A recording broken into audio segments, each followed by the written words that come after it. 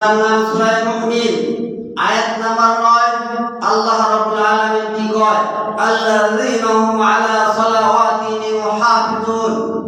যারা সালাতকে ইবাদত করবে উলাইকা হুমুল ওয়ারিসুন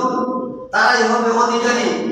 আল্লাযীনা ইয়ারিসুনাল ফিরদাউসা হুম ফিহা খালিদুন দুনিয়ার কোন রাজা বাদশার ওয়াদা নয় দুনিয়ার কোন মাতাব্বরের ওয়াদা নয় আল্লাহ তাআলার ওয়াদা যে আল্লাহ তাআলা ওয়াদা করেন দুনিয়ার রাজা বাদশা ওয়াদা করার পর ওয়াদা ভঙ্গ করেন আমরা ওয়াদা করার পর ওয়াদা খেলাপ করি আল্লাহ তাআলার ওয়াদার মধ্যে কি নাই সন্দেহ নাই সন্দেহের অবকাশ নাই আল্লাহ ওয়াদা করলেন ওই ব্যক্তিকে জান্নাত দিবেন কোন ব্যক্তিকে জান্নাত দিবেন আল্লাযীনা হুম আলা সালাওয়াতিহিম মুহাফিজুন যারা সালাতকে ইবাদত করলো পরের আয়াতে বললেন উলাইকা হুমুল ওয়ারিসুন তারাই হবে অধিকারী আল্লাযীনা ইয়ারিসুনাল ফিরদাউসা হুম ফিহা খালিদুন তাদেরকে আল্লাহ তাআলা ফিরদাউস জান্নাত দিবেন বলি ভাই একবার সুবহানাল্লাহ সুবহানাল্লাহ এখন এই জান্নাতটা আপনি সর্বপ্রথম কিভাবে যাবেন রাসূলের হাদিসের দ্বারা প্রমাণিত আবু দাউদ 430 নাম্বার হাদিস এই হাদিসটাতে দেখবেন কত সহজ আপনি মোবাইলে সার্চ দিবেন একটা আলেমের কাছে জানবেন অথবা আবু দাউদ আপনি বাইরে করে দেখবেন হাদিসটা সহিহ না সহিহ যাচাই করবেন তারপরে মানবেন যদি হাদিসটা সহিহ হয় তাহলে মানার দরকার কি ভাই দরকার না দরকার তাহলে আবু দাউদের কত নম্বর হাদিস কইছি 430 কত নম্বর হাদিস 430 এই হাদিসের দ্বারা কি বোঝায় আপনি যদি সর্বপ্রথম হিসাব দেওয়া ছাড়া প্রথম যদি আপনি জান্নাতে ঢুকতে চান আমরা তো দুনিয়াতে সবাই একজন আরেকজনের আগে যাইতে চাই দুইজন বড় ছেলেতে গেলেও একজন আরেকজনের পিছিয়ে বলা পড়ছে যদি বাইসাইকেলেও না তাও একজন আরেকজনের পিছিয়ে বলাইতে চাই আর যদি ঢাকা যায় তাহলে তো কথাই নাই 10 দিন আগে টিকিট কাটে ফার্স্ট ক্লাস সিট নেয় আরামে যাওয়ার জন্য 4 ঘন্টা 4 ঘন্টা আরামে যাওয়ার জন্য 10 দিন আগে টিকিট কাটলেন এরপরে ট্রেন আসার আগে যায় তারা থাকে কি থাকে না ভাই তাহলে দুনিয়ার ক্ষণস্থায়ী সুখের জন্য 4 ঘন্টা সুখের জন্য 10 দিন আগে টিকিট কাটলেন কত গুরুত্ব দিলেন এরপরে ট্রেন আসার আগে দাঁড়ায় রইলেন আর মসজিদে আপনি আগে আসতে পারলেন না ওই জায়গায় আপনি আগে যেতে পারলেন 4 ঘন্টা মাত্র সুখ আর আবাদান জিন্দেগি আপনাকে সুখ দিবেন ওই জিন্দেগির সুখের জন্য আপনি মসজিদে আগে আসতে পারলেন না তাহলে আমি আর আপনি কত হতভাগা থাকতে পারি এই আলোচনা শোনার পর আপনার আমার বিবেচনা করা উচিত আসলে তো কতটা যুক্তি দুনিয়ার জন্য আমরা আগে যাইতে চাই দুনিয়ার সুখ শান্তি কামনা করি দুনিয়ার ক্ষণস্থায়ী সুখের জন্য কত পেরেশান দুনিয়ার সুখের জন্য ব্যবসা বাণিজ্য করে চাকরি করে অনেক করে না ভাই দুনিয়ার একটা ক্ষণস্থায়ী সুখের জন্য আপনি এত কষ্ট করতে পারলেন আর আখিরাতের চিরস্থায়ী একটা সুখের জন্য আপনি কিছু সময় আল্লাহকে দিতে পারলেন না সাহায্যের দান দিতে পারলেন আর আপনি একটু সময় দিতে পারলেন না আপনার কি একটু মনে কষ্ট লাগার কথা না সাহায্য আল্লাহকে খুশি করার জন্য জান্নাত পাওয়ার জন্য তারা দান দিয়ে দিলেন আর আপনি যদি একটু সময় দেন শুক্রবারের দিন নামাজের সময় আপনি একটু আগে আসলেন যদি আল্লাহকে কিছু একটু সময় দিতে পারেন মদিনা মসজিদে এক ব্যক্তি যারা সালাত আদায় করলেন আমরা সালাতে সময় দিতে চাই না এক ব্যক্তি যারা সালাত আদায় করলেন সালাত আদায় করার পর তখন রাসূল বাইরে যায় যখন সাহাবী বাইরে যায় তখন রাসূলকে সালাত দিলেন রাসূল বললেন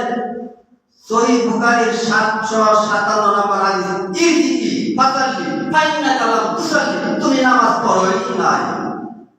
ওই ব্যক্তি শোনার পর আল্লাহ রাসূল বলেন তুমি নামাজ পড়ছো না অথচ নামাজ পড়া রাসূলকে সালাম দেয়া যাইতেছে আল্লাহ রাসূল বলেন তুমি নামাজ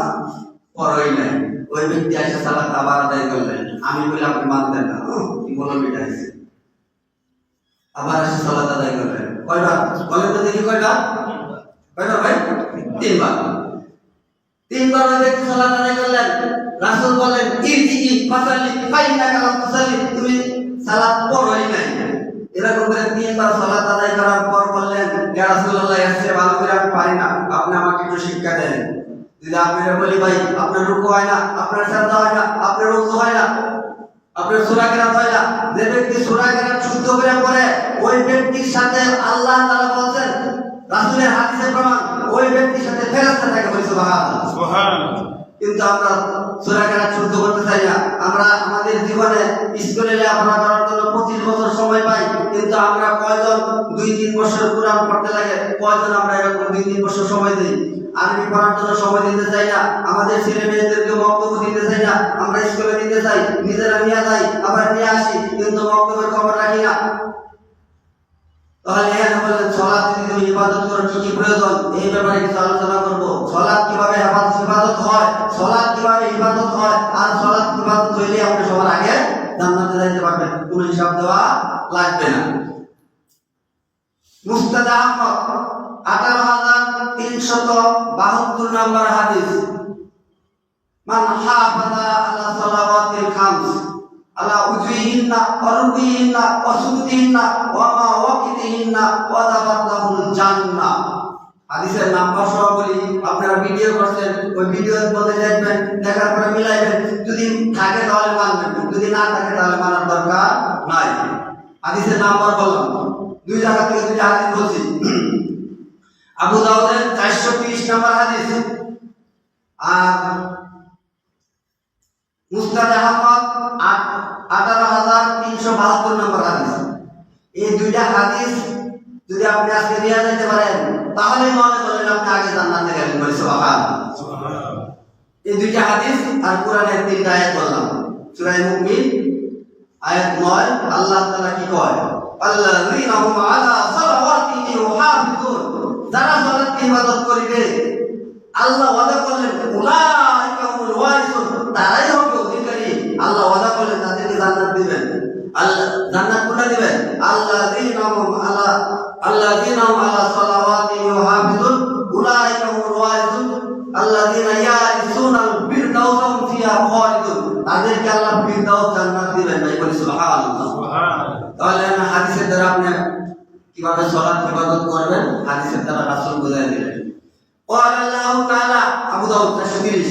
قال الله تعالى, আল্লাহ তাআলা বলেন, ইন্নী নিশ্চয় ফারাসতু আলা উম্মতি খামসা সালাওয়াত, আমার রাসূলের উম্মতের উপর 5 ওয়াক্ত সালাত ফরজ করা হয়েছে। ভাই কয়টা? 5 ওয়াক্ত।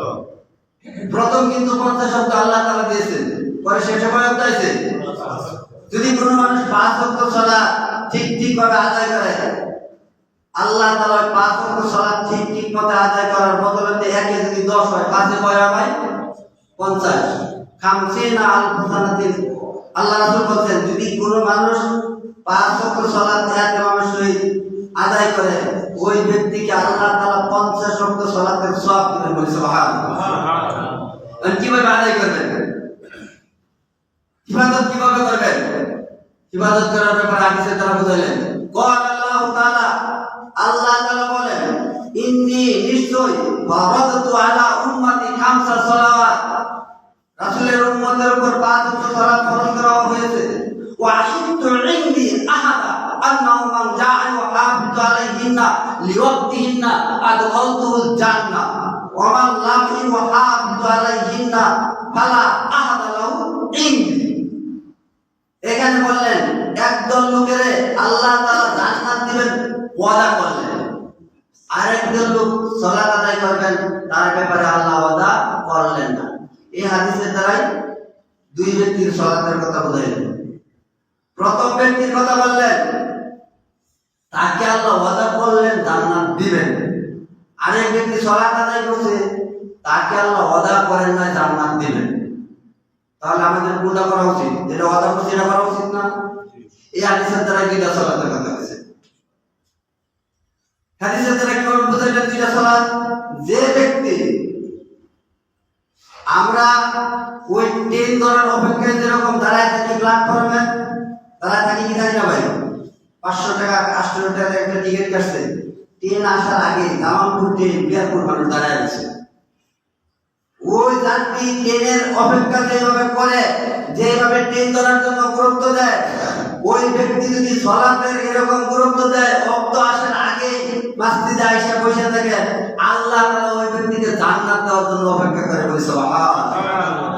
আপনি যদি সালাতের জন্য অপেক্ষা করেন,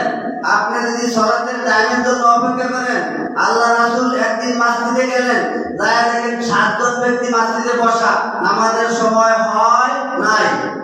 আল্লাহ রাসূল যা বললেন, এই তোমরা এখানে কেন বসে আছো? এখন তো নামাজের অনেক দেরি, নামাজের তো সময় নাই, তোমরা কেন বসে আছো? ওই 7 জন ব্যক্তি বললেন, ইয়া রাসূলুল্লাহ, আমরা সময়ের অপেক্ষা করছি, আপনি যেরকম পদ্মা তিস্তার ট্রেনের অপেক্ষা করছেন। ওই ব্যক্তি সালাতের জন্য অপেক্ষা করছেন, 7 জন ব্যক্তি ওয়াক্ত আসার আগে মসজিদে যায় বসে আছে, আর আপনি আর তো চলে না, তারপরে মানচিত্র